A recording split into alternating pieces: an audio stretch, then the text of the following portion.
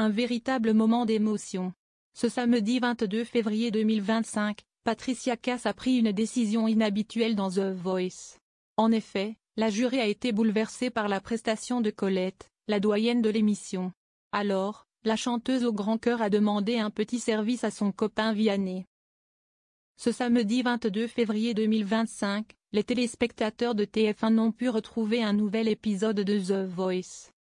Ainsi, de nombreux chanteurs amateurs sont venus se présenter face au jury, composé cette année de Florent Pagny, Vianney, Zaz et Patricia Cass. Et pour cette dernière, il y a bien une audition à l'aveugle qui a été tout simplement bouleversante. En effet, ce soir-là, Colette, 95 ans, qui n'est autre que la doyenne de l'émission, s'est présentée face au fauteuil rouge retourné. Au piano, elle a interprété un titre qu'elle a elle-même composé, Comment faire pour être heureux.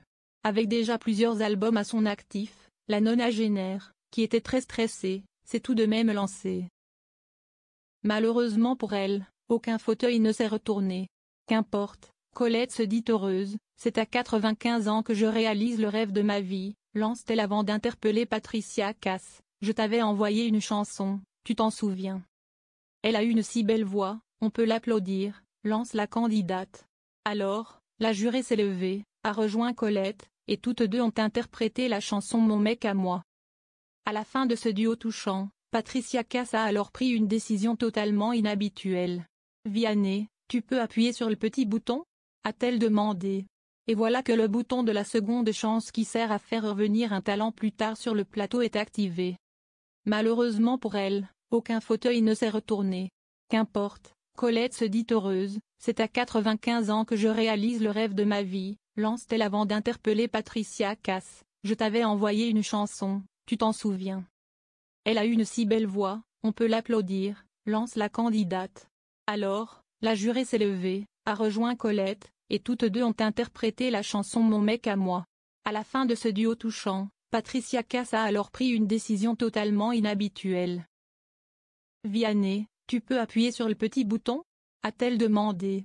Et voilà que le bouton de la seconde chance qui sert à faire revenir un talent plus tard sur le plateau est activé. Ainsi, plus tard dans l'émission, Colette a fait son grand retour avec une chanson de Charles Trenet, Que reste-t-il de nos amours ?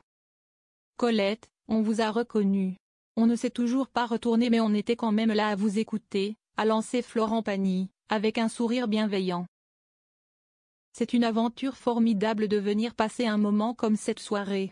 Cette retraitée, qui vit à l'Armor-Baden, et qui se nomme Colette Mansart, est heureuse d'avoir pu chanter aux côtés de Patricia Cass et de pouvoir retenter sa chance. Mais malheureusement pour elle, les jurés ne sont pas retournés. Malgré tout, Colette Mansart n'a pas à rougir. Pour nos confrères de Diverto, elle confie avoir écrit pour les plus grands artistes comme Johnny Hallyday, Annie Cordy ou encore Gilbert Bécaud. J'ai fait une carrière de compositrice, et non pas de chanteuse. Je pense que j'avais peur d'être devant le public, sur scène, confie Colette. Mais ce soir, à 95 ans, je réalise le rêve de toute ma vie. Un moment hors du temps. Pour cette nouvelle soirée, The Voice a réuni 3 631 000 de téléspectateurs, perdant 400 000 fans de l'émission, selon Médiamétrie. Dans le détail, la première partie de soirée, de 21h13 à 22h14, a été suivie par 3,6 millions de chanteurs, soit 19,7% de l'ensemble du public. La seconde, 22h 23h 31, a réuni 3,8 millions de téléspectateurs. Un score en baisse. The Voice se place second derrière la fiction Cassandre, suivi par 4 302 000 de téléspectateurs.